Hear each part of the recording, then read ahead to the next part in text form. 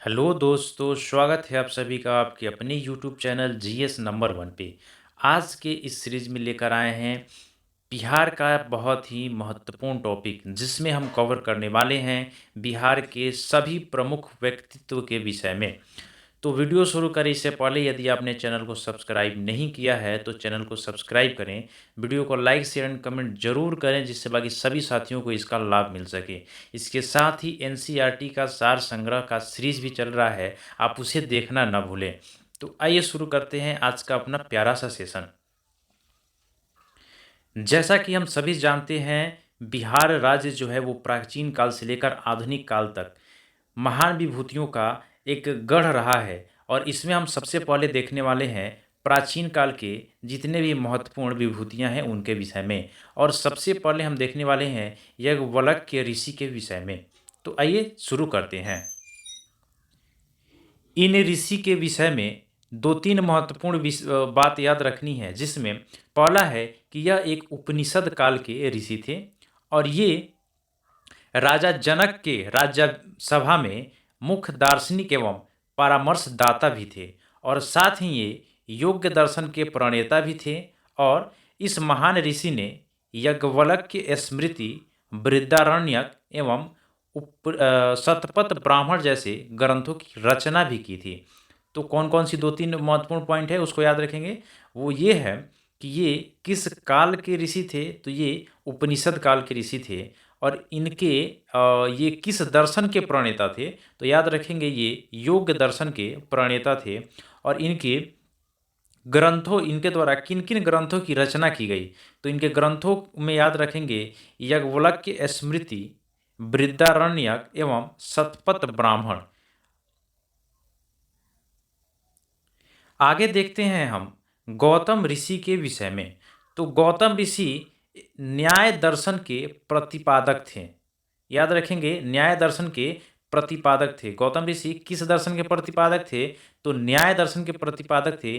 और यह भी उपनिषद काल के एक विद्वान थे एवं तपस्वी थे। आगे देखते हैं हम गौतम बुद्ध के विषय में। तो गौतम बुद्ध जो थे वो महावीर के समकालीन थे और इनका जन्म 563 ईस्वी पूर्व में हुआ था। और कहाँ पे हुआ था, तो कपिल वस्तु जो कि वर्तमान नेपाल में पड़ता है के शाक्य कुल में हुआ था। तो प्रश्न पूछ लिया जाता है कि गौतम बुद्ध का जन्म कब हुआ था, तो याद रखेंगे 563 ईस्वी पूर्व में हुआ था। और कहाँ पे हुआ था, तो कपिल वस्तु में हुआ था। और किस कुल में हुआ था, तो शाक्य कुल में हुआ था। आगे देखते हैं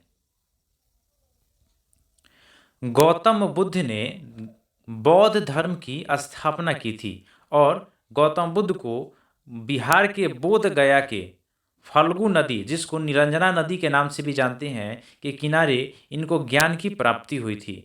तो यहाँ से भी प्रश्न पूछे जाते हैं कि बौद्ध धर्म के संस्थापक कौन थे, तो याद रखेंगे गौतम बुद्ध थे। और गौतम बुद्ध को कहाँ पे ज्ञान की प्राप्ति हुई थी, तो बोध गया में प्राप्ति हुई थी। और किस नदी के किनारे प्राप्ति हुई थी ज्ञान की, तो फाल्गु नदी के किनारे हुई थी, और जिसको हम निरंजना नदी के नाम से भी जानते हैं। अगला देखते हैं 483 ईस्वी पूर्व में कुशीनगर, जो कि उत्तर प्रदेश में पड़ता है, उन्हें महापरिनिर्वाण प्राप्त किया था। महापरिनिर्वाण हम मृत्यु को बोलते हैं बौद्ध धर्म में। यानी महात्मा बुद्ध का मृत्यु कब हुआ था, तो 483 ईस्वी पूर्व में हुआ था। और कहाँ पे हुआ था, तो कुशीनगर उत्तर प्रदेश में हुआ था।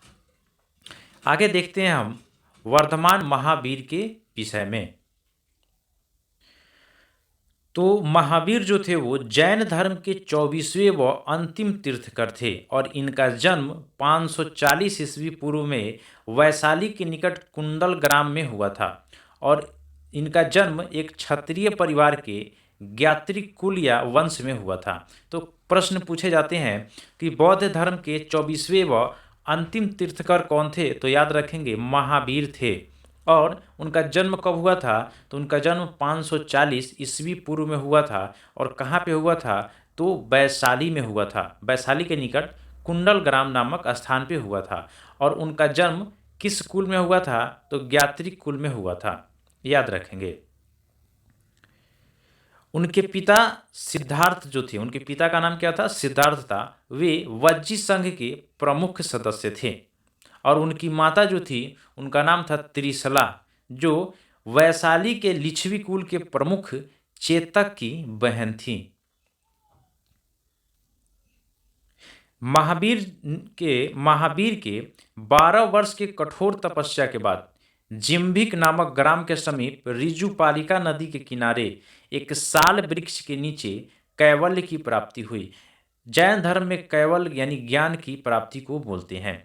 तो यहाँ से प्रश्न पूछे जाते हैं कि महात्मा बुद्ध के कितने वर्ष की कठोर तपस्या के बाद ज्ञान की प्राप्ति हुई थी? तो याद रखेंगे 12 वर्षों के कठोर तपस्या के बाद। और कहाँ पे ज्ञान की प्राप्ति हुई थी? तो जिम्भिक नामक ग्राम में।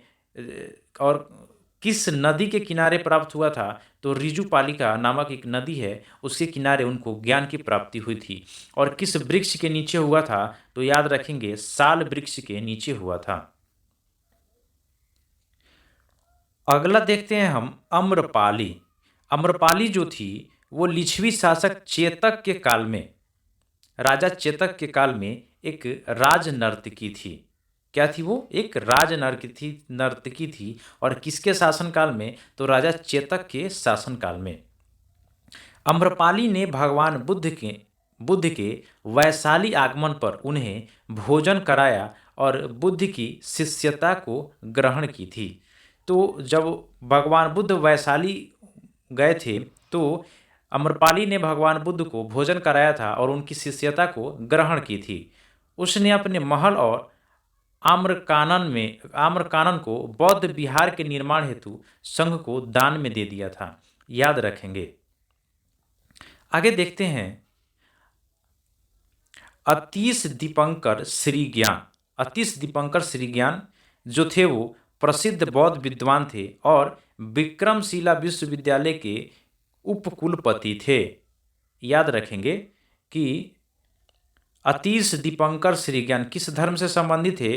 तो वो एक बौद्ध विद्वान थे और वे जो है वो विक्रमशिला विश्वविद्यालय के उपकुलपति भी थे।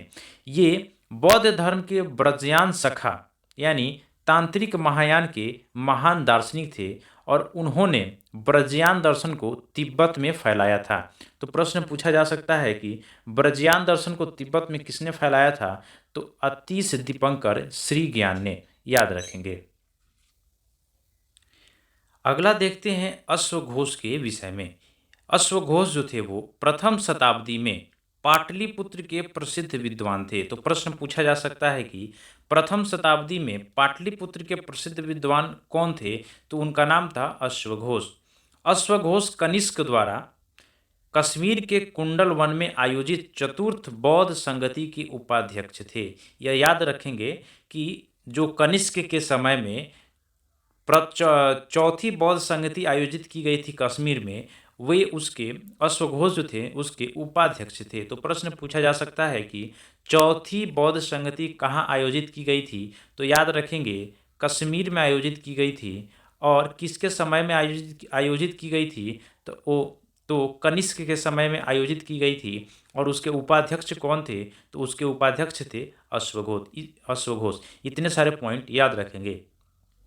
अश्वघोष ने बुद्ध चरित्र एवं सूत्रालंकार की रचना की। इन 2 ग्रंथों के अतिरिक्त उनकी अन्य रचनाएं थी सौंदरानंद, महायान श्रद्धोत्पाद संग्रह, सरिपुत्र प्रकरणम। ये सारे जो उनके द्वारा की गई रचनाएं थी इसको मुख्य रूप से याद रखेंगे। और उसमें सबसे अधिक याद रखेंगे बुद्ध चरित्र एवं सौंदरानंद। यह इनकी मुख्य कृति थी और इसे बार बार पूछा जाता है। अगला पॉइंट के बारे में देखेंगे। कनिष्क ने पाटलिपुत्र पर आक्रमण किया और तथा अश्वघोष को बलात् अपने साथ राजधानी पेशावर ले गया। तो इसको याद रखेंगे। अगले विभूति हैं पाणिनि। इनके विषय में जानते हैं। मौर्यकालीन प्रसिद्ध व्याकरण शास्त्री और अष्टाध्यायी के रचयिता पाणिनि जो तक्षशिला के विद्यार्थी रह चुके थे। उन्हें कुछ लोग जहां मनेर का निवासी मानते हैं, वहीं कुछ इतिहासकार उन्हें उत्तर पश्चिम सीमा प्रांत के सलातपुर नामक स्थान का निवासी मानते हैं। तो इनके विषय में मुख्य रूप से याद रखेंगे, अष्टाध्यायी के रचयिता कौन थे, तो वो पाणिनि थे और वे एक व्याकरण शास्त्री थे, प्रसिद्ध व्याकरण शास्त्री थे। और ये किस काल के थे, तो ये मौर्यकालीन थे। इतनी बातें याद रखेंगे। एक महत्वपूर्ण पॉइंट ये भी याद रखेंगे कि जो उनकी द्वारा रचना की गई अष्टाध्यायी है, इससे प्राचीन भारतीय इतिहास को जानने में महत्वपूर्ण योगदान मिलता है। और उनकी अष्टाध्यायी में 8 अध्याय हैं एवं 3863 सूत्र हैं। अगले महान विभूतियों में हम आर्यभट्ट को देखते हैं। आर्यभट्ट जो थे वो पाटलिपुत्र के प्रसिद्ध विद्वान एवं गणितज्ञ थे। तो आर्यभट्ट का संबंध किससे था, तो विद्वता एवं गणितज्ञता से था।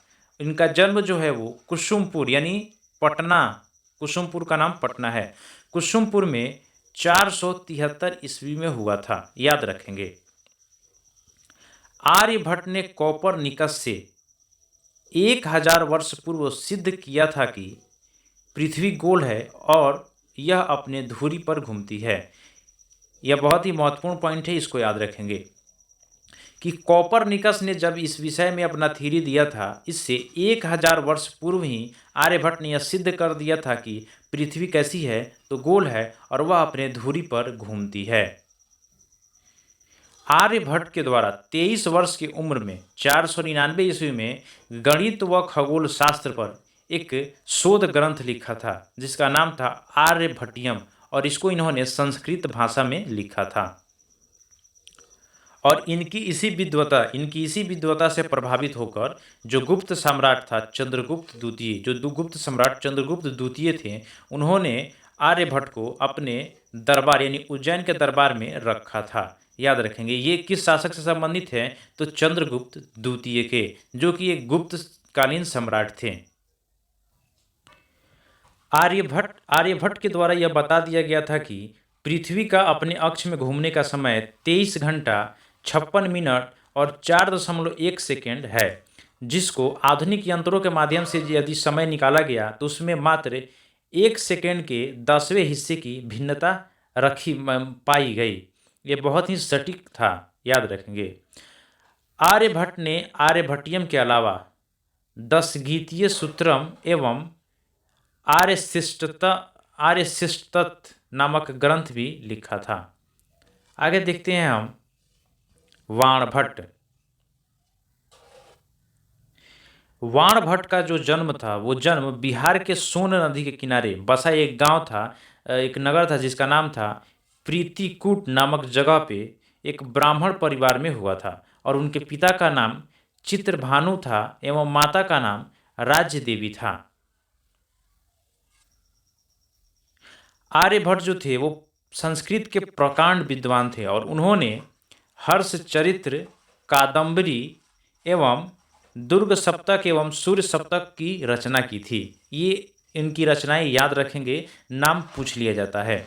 ये 7वीं सदी के पूर्वार्ध में हर्षवर्धन के समकालीन एवं उनके दरबारी थे। यह किस शासक से संबंधित थे, तो ये हर्षवर्धन से संबंधित थे और उसका समय था 7वीं सदी, याद रखेंगे। अगला है अजातशत्रु। अजातशत्रु जो थे वो बिंबिसार के पुत्र थे और उनका शासन काल में राज्य का अधिकांश विस्तार हुआ था। राज्य का अधिकांश विस्तार अजातशत्रु के शासन काल में हुआ था।